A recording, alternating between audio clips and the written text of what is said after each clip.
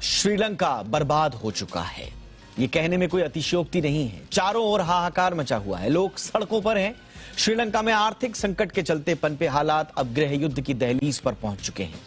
बीते कई महीनों से चल रहे विरोध ने अब यहां हिंसक रूप ले लिया है। श्रीलंका में सड़क पर देखते ही गोली मारने का आदेश दे दिया गया है। रक्षा मंत्रालय ने आदेश की जानकारी दी है। सरकार विरोधी प्रदर्शनकारियों ने अब सांसदों और नेताओं पर हमले करने शुरू कर दिए हैं।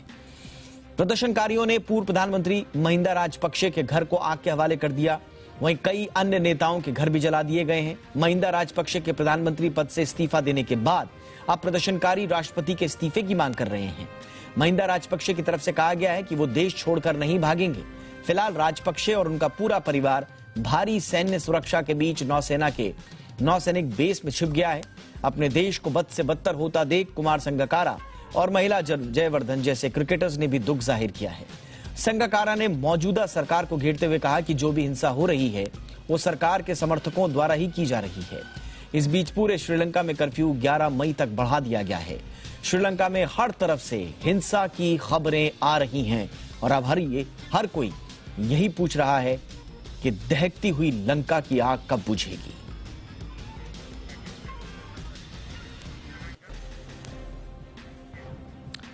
और श्रीलंका के हालात किस कदर बिगड़ चुके हैं, किस तरह यहां की सड़कों पर हिंसक झड़पें हो रही हैं, रिपोर्ट देखिए और समझिए श्रीलंका का मौजूदा हाल।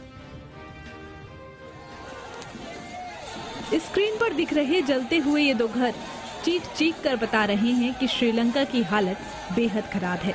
इनमें से एक घर श्रीलंका के प्रधानमंत्री का पैतृक आवास है तो दूसरा राजपक्षे सरकार के ही एक पूर्व मंत्री सनत निशांथा का है। श्रीलंका में आर्थिक तंगी का माहौल अब धीरे धीरे लोगों को बेचैन कर रहा है। सरकार के समर्थकों और विरोधियों के बीच खींचतान सोमवार को हिंसक झड़प में बदल गई। सोमवार को प्रधानमंत्री महिंदा राजपक्षे ने अपने पद से इस्तीफा दे दिया। उन्होंने अपने ट्विटर अकाउंट से इस इस्तीफे की जानकारी दी। मित्रवरुनि सहोदर सहोदरिय विरोधතාවන් ඇති වෙන්න පුළුවන්. එයාට විසඳුම් දෙන්න අපට මාවතක් තිබිය යුතුයි. ඒ විසඳුම් දෙනවා වෙනුව කියලා රටේ ව්‍යවස්ථාවට පිටුපාන්න අපි කාටවත් අයිතියක් නැහැ. ඒ නිසා මගේ ප්‍රතිපත්තිය නම් අභියෝගවලට මුහුණ දීලා අභියෝග ජය ගන්න උත්සාහ කරන එකයි.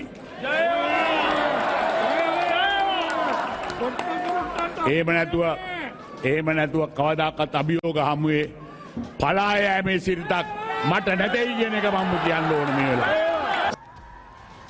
लेकिन इस ऐलान के कुछ समय बाद ही कोलंबो में हिंसक झड़प शुरू हो गई। सरकार के समर्थक और विरोधी आमने सामने आ गए।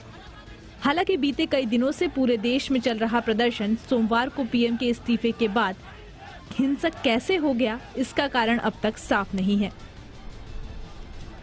2 दिन पहले श्रीलंका के राष्ट्रपति ने दोबारा आपातकाल लगा दिया और हालात को देखते हुए महिंदा राजपक्षे ने अपने पद से इस्तीफा दे दिया। लेकिन लोग अब भी राष्ट्रपति के इस्तीफे की मांग को लेकर अड़े हुए हैं।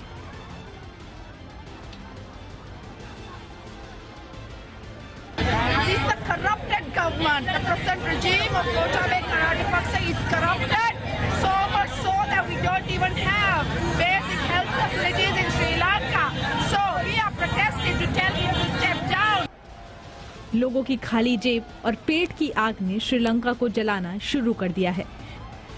श्रीलंका पीएम के इस्तीफे के बाद माना जा रहा था कि शायद लोगों का गुस्सा कम होगा, लेकिन ऐसा नहीं हुआ और बात हिंसा तक पहुंच गई।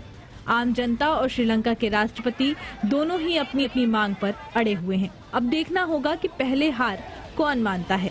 ब्यूरो रिपोर्ट, जी मीडिया।